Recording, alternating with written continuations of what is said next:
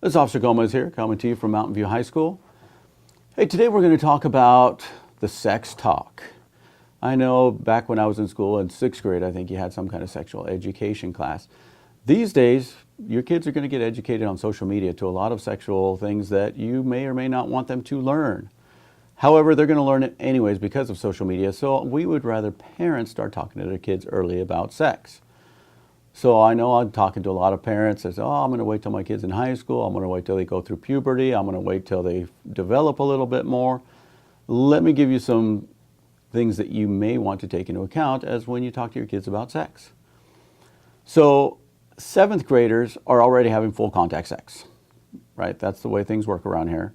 If you're not talking to your 5th and 6th grader about sex, the 7th graders are showing them. You need to have some real conversations with them. You need to call private parts exactly what they are. You need to start talking about penises, vaginas, breasts, because if you use your no-no spot or whatever funny name you have for it that you used when they were kids, little kids, the internet's going to teach them the right words and not so right words. You want to teach them proper words, so if something happens, they can identify things correctly. They know what to do. While you're having a good sexual conversation with them, talk to them about contraceptives, talk to them about choices, talk to them about boundaries. Especially girls, you need to talk about boundaries that kids are going to cross and not cross, and how to set those and what to do when those boundaries are crossed. I know, again, the boundary conversation doesn't come up a lot, but it needs to. Even with 10, 11-year-old kids, they're going to start having relationships. Whether it's boyfriend, girlfriend or not, they're going to start having relationships. And in these relationships, they need to have boundaries that are set and know what to do when those boundaries are crossed.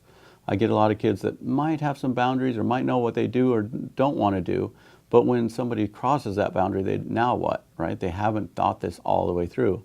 And you as a parent need to go through the math with the kids and say, hey, look, you know what? These are the things that might come up. This is how far you want to go, you don't want to go, and these are the consequences. And if somebody crosses that boundary, you need to do this. Right? A good, strong no with a serious look to the face is probably better than most things you can teach your kids. And have them practice and have them, know exactly what to do. Another good thing is, have some kind of safe word that they can text parents that say, hey, call me right now and get me home. I've seen that work quite a bit in situations where kids are uncomfortable and they just need to get out of there. Let's come up with something with our kids to give them the best chance of success. Again, talk to your 5th and 6th graders about sex and keep up those conversations, until they move out of the house is a good time. Because even though they think they know more than you, they might not understand some of the consequences of their actions as well as you do because you're the parent. Officer Gomez, over and out.